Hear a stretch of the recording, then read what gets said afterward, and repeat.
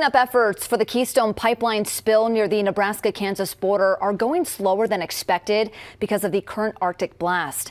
The company that operates the pipeline said that more than half of the oil spilled, about 7,600 barrels, have been recovered. TC Energy says that crews have removed the impacted pipeline segment and are going to have an independent lab test it to get a better idea of the state of the pipeline when that leak in Kansas began. There's still no timeline of when the cleanup efforts will be complete.